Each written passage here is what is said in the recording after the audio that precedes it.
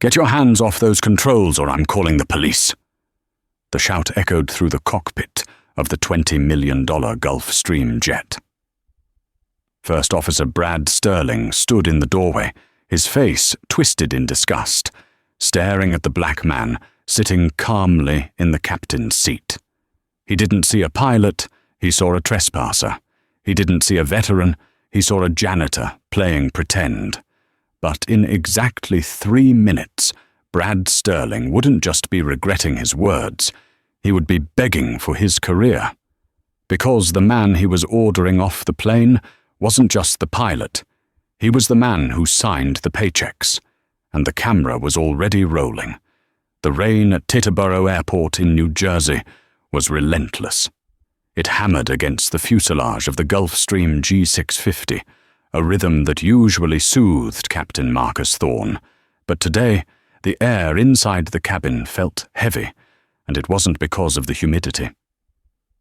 Marcus sat in the left seat, the command seat, running through the pre-flight checklist on the flight management system.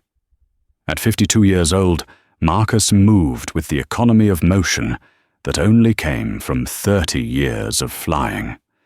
He had started flying crop dusters in Georgia, moved to cargo halls over the treacherous Andes, flew commercial heavy metal for Delta, and now he operated at the pinnacle of aviation, private luxury charters. He rubbed his temples. He was tired.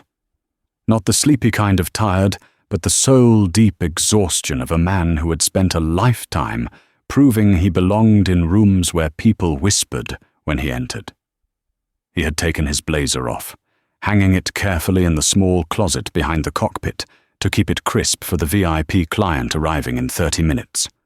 Without the gold stripes on his shoulders, wearing just a pristine white shirt and dark tie, he looked less like the chief pilot of Thorne Aviation, and more like... well, that depended on who was looking. "Sarah, how are we on the catering?" Marcus called out over his shoulder, his voice a low, rumbling baritone. Sarah Jenkins, the lead flight attendant, poked her head into the cockpit. She was a sharp woman in her 30s who had flown with Marcus for 5 years. She knew him better than his own brother did. "Caviar is on ice, champagne is chilled, and I managed to get those specific strawberries Mr. Calloway likes," Sarah said, smiling. "Though I think the new first officer is late. I haven't seen him." Marcus checked his Breitling watch. "He's not late yet, but he's cutting it close. Brad Sterling, right?" "That's the one," Sarah grimaced slightly. "Top of his class at Embry-Riddle, apparently, and he made sure to tell me that 3 times on the phone yesterday. Also mentioned his father is on the board of the regional carrier we lease the hangars from." Marcus sighed. "Nepotism and a fresh license, my favorite cocktail." "Be nice, Cap," Sarah teased. "Maybe he's humble." Marcus chuckled, turning back to the instrument panel. "I'm always nice, Sarah, until I have a reason not to be." He didn't know it yet, but that reason was currently walking up the air stairs, shaking a wet umbrella and carrying an ego too big for the fuselage. Brad Sterling stepped onto the plane like he owned it. He was 24, with jawline-length blonde hair slicked back, a perfectly tailored uniform, and the kind of arrogance that usually got slapped out of you in basic training, if you ever went. Brad hadn't. Brad had gone to private schools, private flight academies, and had been floated into this prestigious gig by his father's connections. He dropped his flight bag in the galley, ignoring Sarah's greeting. "Where's the captain?" Brad asked, checking his reflection in the galley mirror. "He's in the cockpit, prepping," Sarah said, her smile tightening. "You must be Brad." "First Officer Sterling," he corrected her without looking. "I like the cockpit cold. Make sure the AC is cranked before we taxi." Without waiting for an answer, Brad marched toward the cockpit. He was ready to impress the captain with his knowledge, ready to show this old veteran how the new generation flew. He stepped through the cockpit door. He stopped, He saw a black man in the left seat. The man was tapping on an iPad, not wearing a jacket, his tie loosened slightly. Brad's brain made a snap calculation based on 24 years of privileged conditioning, maintenance, or cleaning crew. "Hey," Brad barked. Marcus didn't jump. He finished inputting the waypoint coordinates, then slowly swiveled his head. "Can I help you?" "Yeah, you can help me by getting out of that seat," Brad snapped, stepping fully into the cockpit and dropping his heavy flight bag with a thud. "Maintenance checks were supposed to be done an hour ago. And why are you touching the FMS?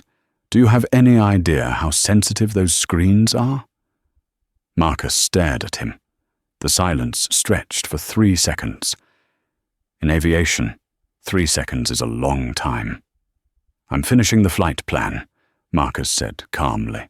"You must be Sterling." "That's First Officer Sterling to you," Brad sneered. "And I don't know who let you in here, but ground crew is strictly forbidden from sitting in the command seats.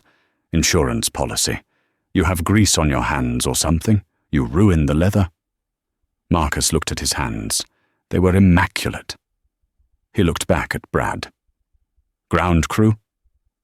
"Don't play dumb." Brad pointed to the door. "Out. Now. I have to sanitize that yoke before the captain gets here. If he sees a mechanic playing pilot, he's going to flip his lid. Move." Marcus turned his chair fully to face Brad. He didn't stand up. He just sat there, radiating a calm, dangerous energy. "Son," Marcus said, his voice dropping an octave. "You want to take a breath and look at me again?" "I don't need to look at you." Brad laughed, a harsh, mocking sound. "I know your type. You think because you fix the tires you can drive the car. This is a $60 million machine, not a Honda Civic. Get up, or I'm calling security and having your badge pulled." Marcus raised an eyebrow. "You're going to have my badge pulled?" "My father is heavily connected with airport operations," Brad said, puffing his chest out. "One call, and you won't even be scrubbing toilets at the bus station. Now for the last time, get out." The rain intensified outside, drumming a chaotic beat against the windshield. Inside, the tension was sharp enough to cut glass. Marcus took a deep breath. He had dealt with men like Brad Sterling his entire life. He had dealt with them in the Air Force, where they assumed he was the cook. He had dealt with them at commercial airlines, where passengers handed him their trash as he boarded the plane. He knew that getting angry would only validate Brad's prejudice. "I suggest you check the crew manifest, Sterling," Marcus said, turning back to the controls. He reached for the throttle quadrant to check the friction lock. Brad's face turned red. He took a step forward and grabbed Marcus's wrist. It happened fast. Marcus didn't strike back, but his arm became like iron. He didn't move. He looked at Brad's hand on his wrist, then up at Brad's eyes. The look in Marcus's eyes was terrifyingly devoid of fear. "Let go," Marcus whispered. Brad flinched and pulled his hand back, but his ego wouldn't let him retreat. You touched the throttle. That's it. I'm calling it in." Brad grabbed the cockpit handset, but instead of calling the tower, he yelled back into the cabin. "Sarah, get security on the line. We have a belligerent intruder in the cockpit who refuses to leave." Sarah came rushing in, looking panicked. "Brad, what is going on?" "This guy." Brad pointed a shaking finger at Marcus. "This mechanic is refusing to vacate the pilot's seat. He's touching the controls. He threatened me." Sarah looked at Marcus, then at Brad. Her mouth fell open. She started to laugh, a nervous, incredulous sound. "Brad, are you serious?" "Do I look serious?" Brad shouted. "He's compromising the flight safety. He's probably drunk. Look at his eyes." "Brad," Sarah tried to interject, stepping forward. "That's not—" "Don't defend him, Sarah, or I'll report you too." Brad cut her off, his voice rising to a shriek. "I know how you ground staff stick together. I want him off this plane now. The client, Mr. Calloway, will be here any minute. If he sees this person in the captain's chair, we're all fired." Marcus finally stood up. He was tall, 6'3". He towered over Brad. In the small confines of the cockpit, he consumed the space. Brad stumbled back, hitting his elbow on the circuit breaker panel. "You're right about one thing, Sterling," Marcus said, smoothing his shirt. "Mr. Calloway will be here any minute." "Don't you come near me," Brad stammered, reaching for his phone. "I'm recording this. I'm live streaming this. You're going to jail." Brad held his phone up, the camera lens pointed directly at Marcus's face. "Say hello to the internet, buddy. This is what happens when ground crew goes rogue." Marcus looked into the lens. He didn't hide. He stared right into it. "Are you sure you want to record this, son? Once it's out there, you can't take it back." "Oh, I want the world to see this," Brad sneered. "I want them to see the kind of incompetence we have to deal with. You're done. You are so done." "Sarah," Marcus said calmly, ignoring the phone in his face. "Hand me my jacket, please." Sarah nodded, her face pale, but her eyes hard as she glared at Brad. She reached into the small closet behind the jump seat. "Oh, now you're stealing the captain's jacket?" Brad laughed, a high-pitched, manic sound. "This is rich. This is gold. Keep going. Put it on. Impersonating a flight officer is a federal felony. You're digging your own grave." "The grave was dug the moment you walked in here, Sterling," Marcus said. Sarah handed the black blazer to Marcus. Brad kept the camera rolling, narrating for his future audience. "Guys, look at this. He's actually putting on the uniform. He thinks he's a pilot. This is mental illness, folks. Serious mental illness." Marcus slid one arm into the sleeve, then the other. He buttoned the front. He adjusted the collar.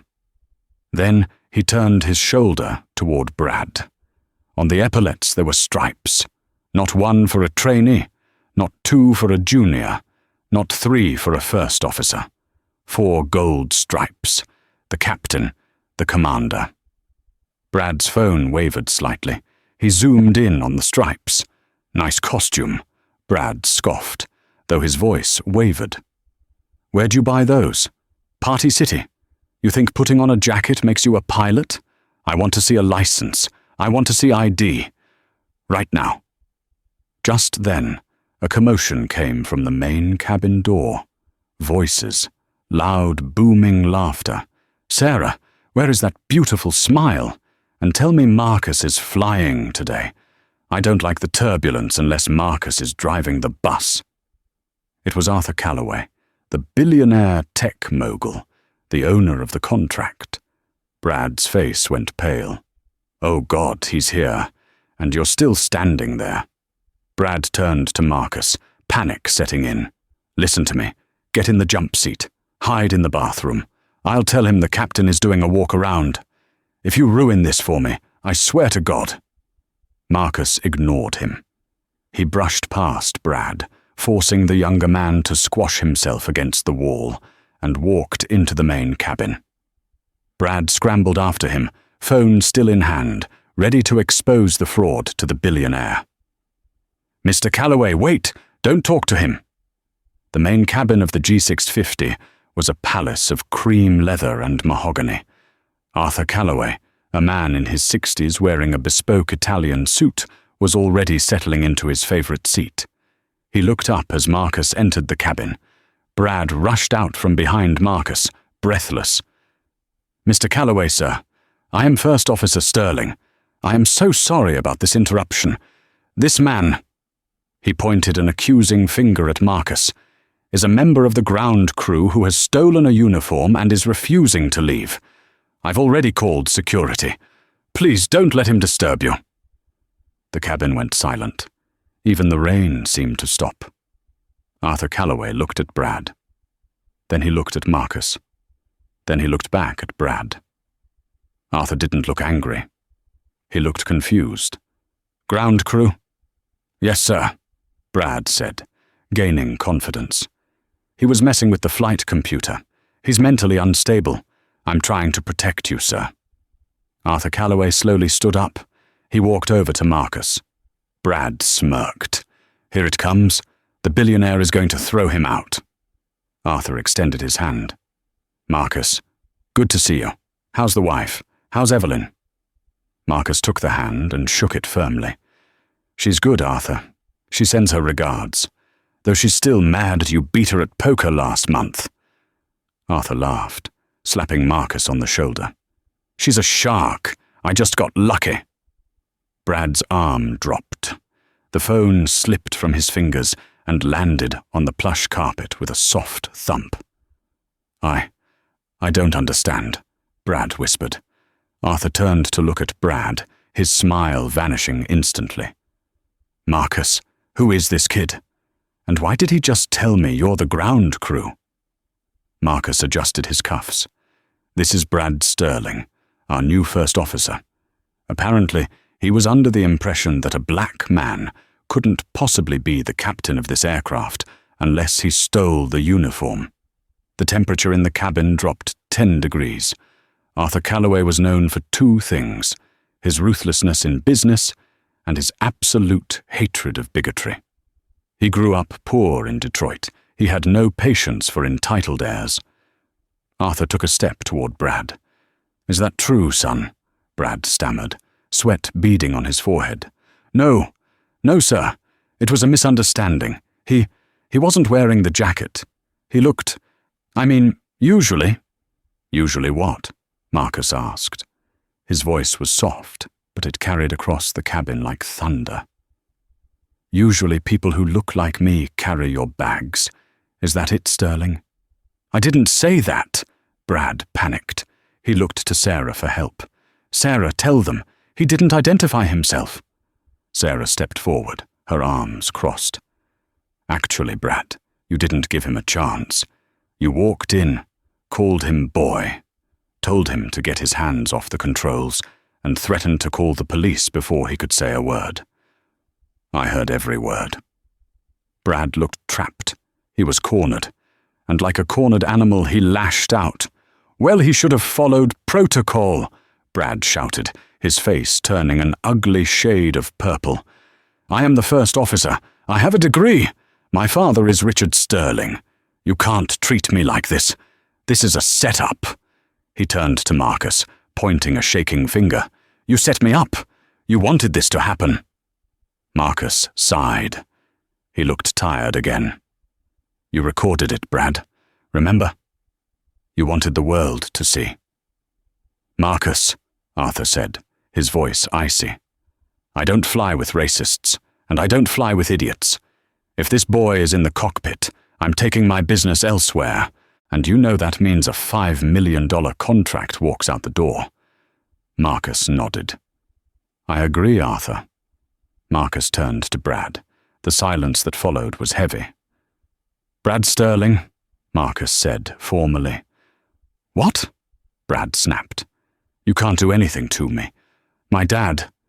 Your dad isn't here," Marcus said. "I am the captain of this vessel. Under FAA regulations, I have absolute authority over the safety and crewing of this aircraft. I have determined that your presence constitutes a safety risk due to insubordination, lack of situational awareness, and frankly, a personality defect that makes you unfit for the cockpit." Brad laughed nervously. "You're firing me? You can't fire me. I haven't even taken off yet." "Correct," Marcus said, "and you never will. Not on my plane." Marcus pointed to the open cabin door where the rain was still pouring. "Get off my plane." Brad stared at him. "No." "I beg your pardon." "I said no," Brad yelled. "I am the first officer. I am logged on the manifest. You can't just kick me off in the rain. I'm calling my father." "Sarah," Marcus said, not looking away from Brad. "Call airport security. Tell them we have a passenger refusing to deplane." "Passenger?" Brad sputtered. "You're not crew anymore," Marcus said. "Now you're just a trespasser, and just like you said 10 minutes ago, Ground crew stays on the ground. I'm not ground crew, Brad screamed. Right now, Marcus said, checking his watch. You're not even that. 2 minutes later, 3 large TSA security officers and a local police officer boarded the plane. Sarah had evidently been very efficient with her description of the disturbance. Is there a problem, Captain Thorne? The lead officer asked. He knew Marcus. Everyone at the airport knew Marcus.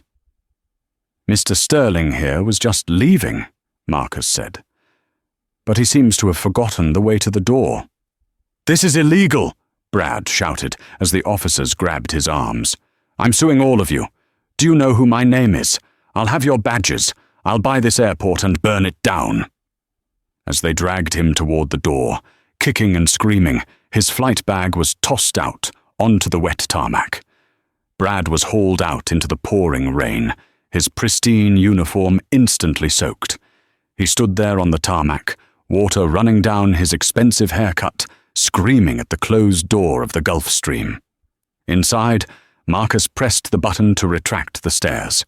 The heavy mechanical whine drowned out Brad's insults. Arthur Calloway sat back down and buckled his seatbelt. Well, he said, pouring himself a glass of water. That was entertaining, but who's going to fly right seat? Marcus smiled. He picked up the cabin handset. Sarah, get the jump seat. You're reading checklists today. We'll fly single pilot protocol. I've done it 1,000 times.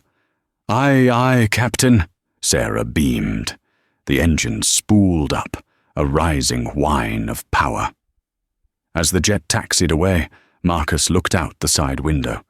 He saw a small, wet figure standing alone on the vast, empty tarmac, furiously talking into a cell phone. Marcus didn't feel triumph. He felt a grim sense of inevitability, because he knew that for a man like Brad Sterling, getting fired wasn't the end. It was just the beginning of the war. And Marcus was ready. 3 hours after being dragged off the tarmac, Brad Sterling was dry, dressed in a fresh suit, and sitting in an office that cost more than most people's houses. The office belonged to Richard Sterling, the CEO of Sterling Hale Logistics, and a board member of the Regional Aviation Authority. The view from the 40th floor of the Manhattan skyscraper was breathtaking, but the mood inside was suffocating. Richard Sterling was a bulldog of a man, short, thick-necked, with silver hair and eyes that looked like they calculated net worth before they saw a human being. He paced behind his desk, while Brad sat slumped on a leather sofa, nursing a scotch. He had you removed by police, Richard said, his voice low and dangerous. It wasn't a question. He humiliated me, Dad, Brad whined, spinning the ice in his glass. He waited until Calloway was there to do it. He wanted to make a scene, and he physically threatened me. He grabbed my wrist. I have a bruise. Brad held up a wrist that was perfectly unblemished. But Richard didn't look. He didn't care about the truth. He cared about the Sterling name. Marcus Thorne. Richard spat the name out like a curse. I know him. Arrogant. He thinks because he flew combat missions 20 years ago, he's untouchable. He walks around that airport like he owns the place. He's dangerous, Brad lied, leaning forward. He was erratic. He was talking about political stuff. About race. He said he didn't want a white first officer. That's why he kicked me off. Richard stopped pacing. He turned to his son. He said that? Explicitly? Brad hesitated for a fraction of a second. The lie was big, but the humiliation of being dragged through the rain was bigger. Yes, he said, I don't need your kind in my cockpit. Then he grabbed me. Richard smiled. It was a cold, reptilian smile. Good. That's a hate crime. That's a hostile work environment. And since Thorne Aviation leases their hangars through a shell company I control, that's a breach of contract. Richard picked up his phone. He didn't call the airport. He called his lawyer. Then He called the vice president of operations at the airfield. "Suspend him," Richard barked into the phone. "I don't care what the schedule is. I want Marcus Thorne's security badge deactivated the second he lands that bird, and I want a formal inquiry into an assault on a junior officer. Yes, I have the victim here. We're pressing charges." Meanwhile, at 41,000 feet, the cockpit of the Gulfstream was peaceful. Marcus was hand-flying the approach into Miami. The sunset was painting the clouds in brilliant hues of orange and violet. It was the kind of view that usually made Marcus thank God for his life. But today, the knot in his stomach wouldn't loosen. "Approach. This is Thorne 650, establishing localizer 30, Marcus said into the headset. "Thorne 650, cleared to land," the controller replied. "And, Captain Thorne?" "Go ahead," Marcus said, sensing the change in the controller's tone. "We've been asked to advise you to taxi directly to the Echo ramp. Do not proceed to the private FBO. You are to shut down engines immediately upon clearing the runway." Sarah, sitting in the jump seat with the checklist, looked at Marcus with wide eyes. "Echo ramp? That's the maintenance holding area. That's the penalty box. Why would they send us there?" "Because Brad made a phone call," Marcus said, his face grim. "Tighten up, Sarah. We're walking into an ambush." The landing was butter smooth, a testament to Marcus's skill. But as he taxied the massive jet to the remote Echo ramp, the reality of the situation became clear. There were no luxury SUVs waiting for Arthur Calloway. There were 3 police cars and a black sedan with the airport authority logo. Marcus set the parking brake. He turned to Sarah. "Stay on the plane. Don't let them interview you without a union rep. Protect yourself." "I'm not leaving you," Sarah said fiercely. "You have a mortgage, Sarah. Stay put." Marcus walked back to the cabin. Arthur Calloway was looking out the window, frowning. "Marcus, why are the police here? Did Brad rob a bank?" "No, Arthur," Marcus said, straightening his tie. "They're here for me." Before Arthur could ask another question, the cabin door opened. 2 officers stepped in, followed by a man in a cheap grey suit holding a clipboard. Theodore Vance. No relation to the name to be avoided. This was a generic bureaucrat named Theodore Ted Miller. "Captain Marcus Thorne?" the man asked. "I'm Captain Thorne.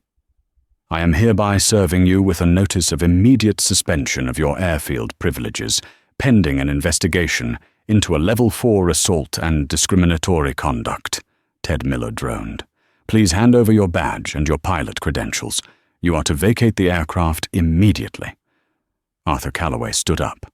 "Now wait just a damn minute." "Sir, please sit down," the officer warned Calloway. "This is a crime scene investigation." Marcus held up a hand to silence Arthur. He knew how this game was played. If he resisted, if he raised his voice, he would just be the angry black man they wanted him to be. He had to be ice. Marcus unclipped his badge. He reached into his flight bag and took out his license. He handed them over. "You're making a mistake," Marcus said. "The only mistake was thinking you could assault a Sterling and get away with it," the man whispered as he took the ID. They escorted Marcus off his own plane, in front of his client, in front of his crew. As he walked down the stairs, he saw a figure standing by the black sedan, filming with a phone. It wasn't Brad. It was a local news stringer. Brad had tipped the press. By the time Marcus got home that night, the story was already breaking. But it wasn't the truth. The video hit the internet at 8:00 p.m. It was a masterclass in manipulation. Brad, or someone his father hired, had edited the cell phone footage from the cockpit. The video started after Brad had insulted Marcus. It started exactly at the moment Marcus stood up and loomed over Brad. Video clip. Marcus stands up, looking large and threatening. Brad's voice, shaky, Please, I'm just trying to do my job. Marcus, get off my plane. Brad, I'm the first officer. You can't just... Marcus, lunging forward. Ground crew stays on the ground. The camera shakes violently, as if Brad has been hit. The caption on the viral tweet, posted by a concerned aviation insider account, read, "Woke pilot goes berserk, attacks junior officer for checking his privilege.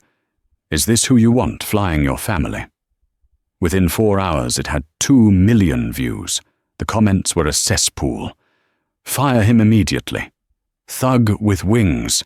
DI hire gone wrong. Marcus sat in his living room, the blue light of the TV flickering on his face. His wife, Evelyn, sat next to him, holding his hand so tight her knuckles were white. "Don't read them, Marcus," she whispered. "I have to know what I'm fighting," Marcus said. His voice was calm, but his heart was hammering against his ribs like a trapped bird. His phone rang. It was the airline leasing authority. They were cancelling his contract. Then his insurance provider rang. They were suspending his coverage. Then a reporter from CNN. Then a hate voicemail. In 6 hours, 30 years of impeccable service had been incinerated by a 24-second video clip and a lie. "They want me to quit," Marcus said, standing up. "Richard Sterling wants me to resign quietly to save my pension. He wants to bury me." Evelyn looked up at him. "Are you going to?" Marcus walked to the window. He looked out at the night sky. "My grandfather couldn't even walk into the airport terminal through the front door. My father was a mechanic who wasn't allowed to touch the engines. I am the chief pilot. If I quit, I spit on their graves." He turned back to Evelyn. "Get my dress uniform ready. The hearing is on Friday." Friday came with a storm of media. The hearing was held at the Aviation Authority headquarters. It was supposed to be a closed-door administrative review, but Richard Sterling had leaked the time and place. He wanted a public execution. Brad Sterling arrived with his father. Brad wore a neck brace. It was theatrical, ridiculous, and effective. He limped past the cameras, looking downcast. "I just want to feel safe in the skies again," Brad told a reporter, his voice trembling. Marcus arrived alone. No lawyer, no entourage. Just him, in his black suit, head held high. He walked through the jeering crowd without flinching.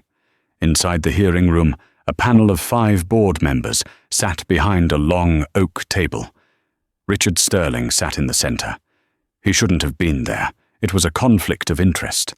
But his influence was absolute. "Captain Marcus Thorne," Richard began, banging a gavel, "you are charged with gross misconduct, physical assault, and endangering flight safety. We have viewed the video evidence. It is damning." Richard smirked. "However, in light of your long service, if you sign this admission of guilt and retire today, we will forgo criminal charges." He slid a piece of paper across the table. The room was silent. Brad, sitting in the corner wearing his neck brace, looked at Marcus with a smug grin. "Gotcha." Marcus picked up the paper. He read it. Then he slowly ripped it in half. "I decline," Marcus said. The room erupted in murmurs. Richard's face turned red. "You decline? Your arrogance is astounding. You have seen the video. The world has seen the video." "You saw a clip," Marcus said, his voice projecting clearly to the back of the room. "A clip filmed by a subordinate who was insubordinate, racist, and dangerously incompetent." "Slander!" Brad shouted, jumping up and forgetting his limp. "He's lying." "Mr. Sterling," Marcus addressed the father, "you seem to forget one thing about the Gulfstream Achilles Texas 50. It is a $60 million aircraft designed for heads of state." Marcus reached into his briefcase. He pulled out a small silver flash drive. "The insurance company requires cabin awareness systems on all flights carrying high net worth individuals. There are 3 wide-angle, high-definition cameras in the cockpit and cabin. They record audio and video to a cloud server the moment the APU is turned on.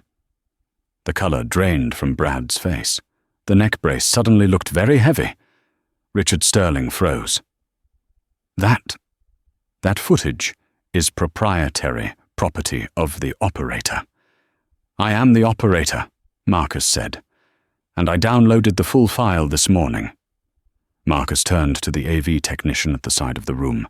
Please play file marked The Truth. Objection, Richard shouted, standing up. We haven't authenticated. Sit down, Richard, one of the other board members snapped. If there is more evidence, we will see it. The technician clicked the mouse. The large screen behind the board lit up. The video didn't start with the fight. It started with Brad walking in. High-definition audio filled the room. First Officer Sterling, I like the cockpit cold. Then the confrontation. Brad's voice. Get out. Ground crew is strictly forbidden. You have grease on your hands. Brad's voice. My father is heavily connected. One call and you won't even be scrubbing toilets. Brad grabbing Marcus's wrist. Marcus remaining perfectly calm. Then, the assault. On the wide angle, it was clear. Marcus never lunged. He stood up. Brad stumbled back on his own clumsy feet. Marcus never touched him. Then the final nail in the coffin. The video showed the moments after Marcus went into the cabin. It showed Brad alone in the cockpit. He looked at the camera phone he was holding. He looked at the mirror. He messed up his own hair. He unbuttoned his collar to look disheveled. He looked directly at his phone and whispered, I'm going to ruin this now. The slur hung in the air of the hearing room like toxic gas. The silence was absolute. It was a silence of shock, of horror, and of immediate, irreversible realization. Arthur Calloway, who had quietly slipped into the back of the room, stood up. I'd like to add, the billionaire said, his voice cutting through the silence, that I witnessed the entire exchange. And if this board does not reinstate Captain Thorne with a full apology immediately, my company will sue the Aviation Authority for facilitating a fraud. Richard Sterling sank back into his chair. He looked small. He looked old. Brad Sterling was shaking. He tried to leave the room, but 2 security guards, the real ones, blocked the door. Marcus stood in the center of the room. He didn't smile. He didn't gloat. He looked at Richard Sterling. You asked if I wanted to retire, Marcus said. I don't. But I think you just did. The silence in the hearing room following the video playback didn't last long. It was broken by the sound of Richard Sterling's cell phone vibrating against the mahogany table. Then a second phone rang. Then a third. The proprietary video Marcus had just played hadn't just been shown to the board. Marcus had live-streamed the hearing's evidence feed to his own legal counsel, who had simultaneously released the raw footage to the press under the header, The Real Cockpit Recording. Inside the room, the atmosphere shifted from administrative review to criminal detainment. Brad Sterling, the presiding board member said, his voice trembling with suppressed rage. You are hereby stripped of your pilot credentials, effective immediately. Furthermore, given your admission on tape of intent to fabricate a crime against a senior captain, we are referring this matter to the district attorney. Brad looked at his father, his eyes wide with the panic of a child who realizes the safety net has been cut. Dad, do something. They can't do this. Richard Sterling didn't answer. He was staring at his phone. His face was the color of ash. Dad! Brad grabbed his father's arm. Richard pulled away violently. You idiot, he whispered, staring at the screen. You absolute, catastrophic idiot. What? Stock dropping, Richard murmured, his voice hollow. Sterling Hale Logistics. The hashtag #WhySterlingRacist is trending #1 globally. The board of directors is calling an emergency vote to remove me. In 5 minutes, I have lost 30 years of work." The double doors of the hearing room burst open. This time, the flashbulbs weren't for Marcus. "Mr. Sterling, is it true you tried to bribe the airport authority?" Brad, do you have a comment on the usage of the racial slur?" Marcus calmly picked up his silver flash drive, placed it back in his briefcase, and snapped the latches shut. The sound was satisfyingly loud. He turned to walk out. "Wait!" Brad screamed, lunging toward Marcus. "You ruined my life! You planned this!" The security guards intercepted Brad effortlessly, pinning him against the wall. As Marcus walked past, he stopped for 1 second. He didn't look angry. He looked at Brad with pity. "I didn't ruin your life, son," Marcus said quietly. "You did. I just turned on the lights." The following weeks were a masterclass in consequence. The internet, often a place of chaos, united with ruthless efficiency against the Sterlings. The professional fallout. The FAA didn't just revoke Brad's license. They flagged his file with a permanent do not issue order. He was blacklisted not just from flying jets, but from working airside at any airport in the United States. The nepotism that had floated him to the top became the anchor that dragged him to the bottom. The financial collapse. Richard Sterling's fall was even harder. The investigation sparked by the hearing uncovered more than just the false report against Marcus. It triggered an audit of Richard's hangar leasing contracts. It turned out Richard had been skimming maintenance budgets to pay for Brad's flight school and luxury cars. That wasn't just unethical, it was embezzlement. 3 weeks after the hearing, a photo surfaced in the New York Post. It showed Richard Sterling being led out of his Manhattan skyscraper in handcuffs, his coat over his head to hide his face. And Brad, with his father's assets frozen by the feds and his own reputation incinerated, the luxury condo was foreclosed on. The BMW was repossessed. One rainy Tuesday, Sarah Jenkins, Marcus's flight attendant, sent Marcus a text message.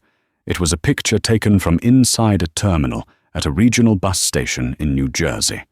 In the background, wearing a generic, ill-fitting green vest, was Brad. He was mopping the floor near the restrooms. He looked older, tired, and completely broken. The caption read, "Looks like he finally joined the ground crew, but he's not allowed to touch the tires." Marcus looked at the photo. He didn't laugh. He just deleted it. He didn't need to gloat. He had a flight to prep. The dawn broke over Teterboro Airport like shattered glass, sharp and cold. The early morning mist clung to the tarmac, swirling around the landing gear of the private jets parked in neat, disciplined rows. But today, the atmosphere at Thorn Aviation was different. It wasn't just another Tuesday. Captain Marcus Thorn stood in the doorway of the newly renovated flight planning room. He held a steaming cup of black coffee, watching the operation hum. 6 months ago, this room had been a place where he had to defend his existence.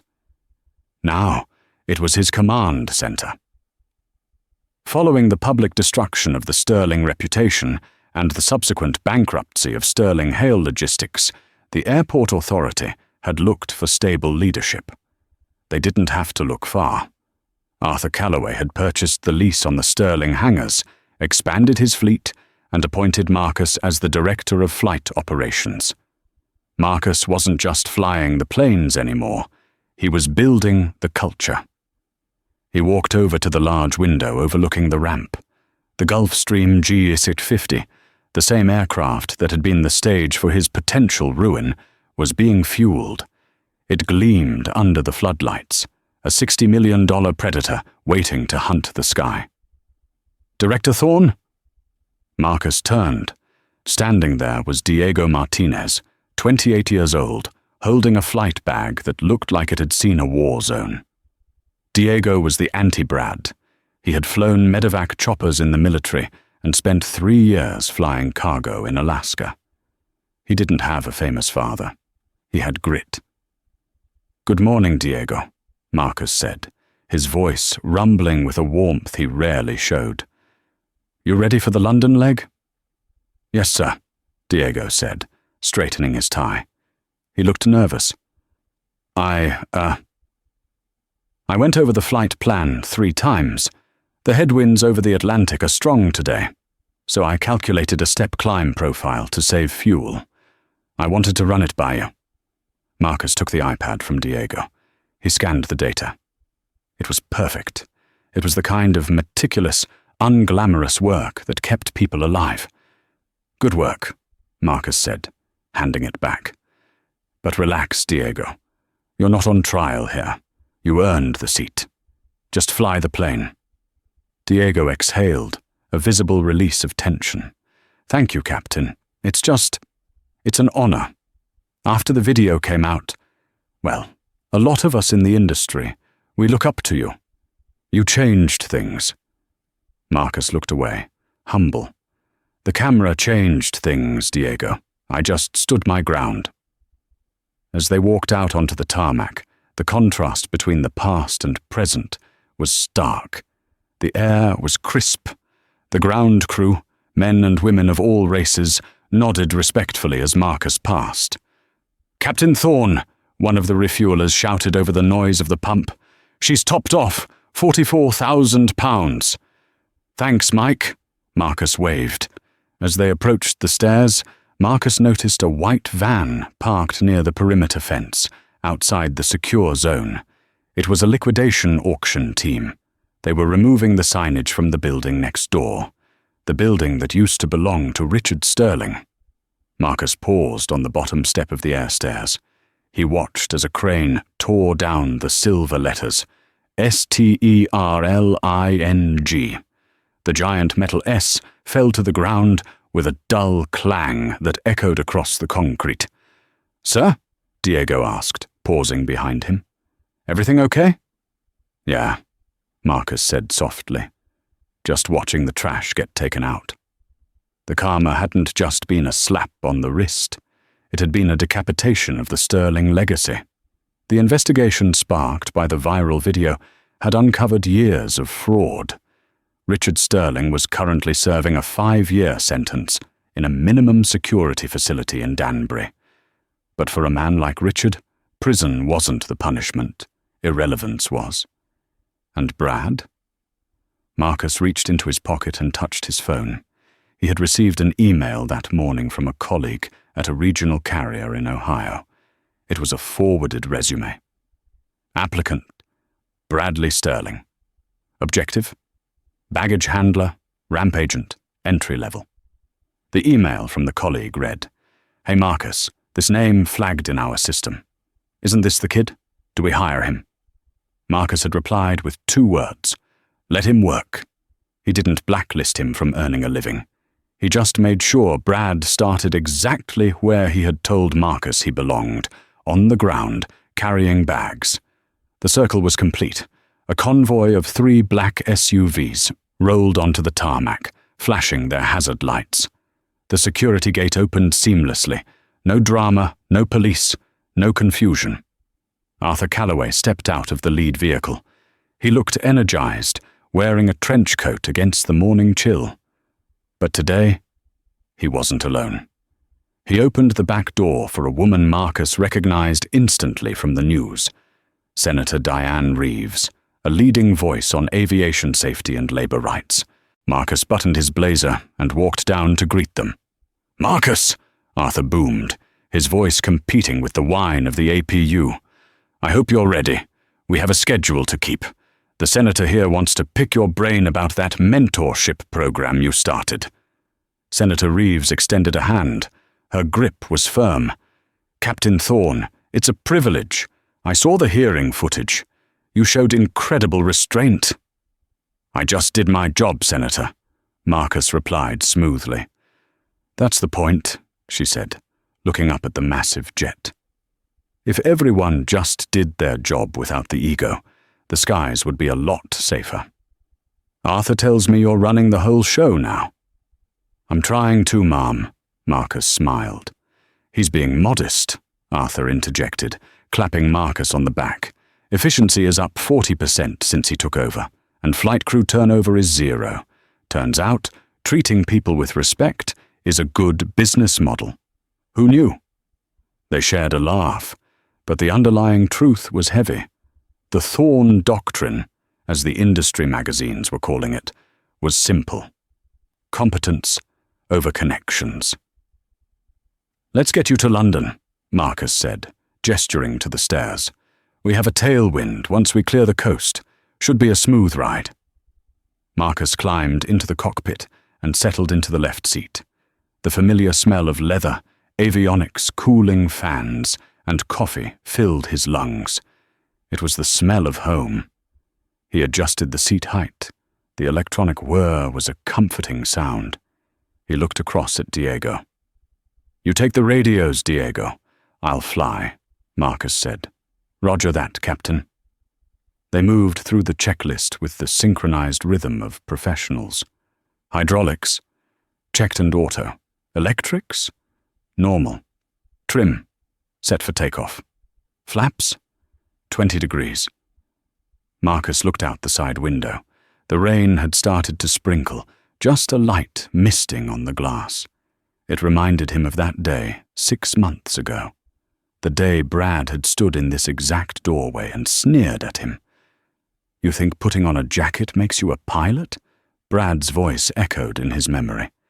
Marcus looked at his reflection in the dark glass of the primary flight display. He saw the grey in his beard. He saw the lines around his eyes. But mostly, he saw the 4 gold stripes on his shoulder. They weren't a costume. They were armor. Cabin is secure, Sarah said over the interphone. Mr. Calloway and the senator are reviewing documents. They said no service until we reach cruise. You're good to go, Cap. Thanks, Sarah. Marcus clicked the mic. Titterborough Tower, Thorn 650, ready for departure, runway 19. Thorn 650, cleared for takeoff. Winds are calm. Good to hear your voice, Marcus. Thanks, Tower. Marcus lined the nose up with the centerline lights. The runway stretched out before them, a mile of black asphalt leading to freedom. He held the brakes. He pushed the throttles forward to 50% N1. The engines stabilized. Engines stable, Diego called out. Take off power, Marcus said. He pushed the levers all the way forward. The force was immediate. The Rolls-Royce engines, generating 17,000 pounds of thrust each, roared. The jet surged. It wasn't a struggle, it was a release. Marcus felt the seat press into his back. It was the only time he felt truly weightless, not physically, but spiritually. On the ground, he was a black man in a world that often wanted to question his credentials. On the ground, he had to be twice as good to get half as far. On the ground, there were Brad Sterlings. But as the speed tape on the display wound up, 100 knots, 120 knots, V1, the ground ceased to matter. Rotate, Diego called. Marcus pulled back gently on the yoke. The nose rose with grace. The wheels left the earth. Thump, thump. The gear retracted. They shot upward into the grey morning clouds. For a few seconds, the world was nothing but white mist. They were flying blind, trusting the instruments, trusting the training. Then, at 8,000 feet, they broke through. The grey vanished, replaced instantly by a blinding, brilliant gold. The sun was rising above the cloud layer, illuminating the endless blue horizon. The clouds below looked like a floor of cotton, hiding the rain, the auctions, the lawsuits, and the bus stations below. Marcus engaged the autopilot, but he kept his hand on the throttle for a moment longer. He took a deep breath. Beautiful, isn't it? Diego whispered, staring out the window. It never gets old, Marcus replied. He thought about the long road to this seat, the crop dusters in Georgia, the cargo hauls in the Andes, the prejudices, the insults, the fight. It had all been fuel. Every no, You can't. Every closed door had just been dragged, and he had powered through it. He looked at Diego. You know the most important rule of flying, Diego? Diego looked at him, expecting a technical answer about airspeed or fuel management. What is it, Captain? Marcus looked out at the horizon, where the sun was paving a golden road to London. The plane doesn't care who you are, Marcus said. It doesn't care who your father is. It doesn't care about your bank account. It only respects one thing. Are you flying it, or is it flying you? Diego smiled. I think we're flying it, sir. Marcus sat back, crossing his arms over his chest. He watched the altitude climb to 45,000 feet. Yes, Marcus said, closing his eyes for a brief moment of peace. Yes, we are. Below them, the world kept turning. The Brad Sterlings of the world were down there, fighting for scraps in the mud they had created. But Marcus Thorne? He was gone. He was clear of the weather. He was in command. And that is the story of how an arrogant heir tried to ground a veteran pilot, only to find himself crash-landing into reality. It's a powerful reminder that true authority isn't about who your father is or what color your skin is. It's about competence, respect, and character. Brad Sterling learned the hard way that when you try to use prejudice as a weapon, it usually backfires. What do you think? Was the punishment for Brad and his father severe enough? Or did they deserve even more karma? And have you ever had to deal with someone who tried to take your job because they thought they were better than you? Let me know your story in the comments below. I read every single one. If you enjoyed this story of justice served cold, please hit that like button. It really helps the channel grow. And if you want more stories about underdogs winning and karma striking back, make sure to subscribe and ring the notification bell so you never miss a video. Thanks for watching, and remember, the sky is only the limit for those who aren't afraid to fly. See you in the next one.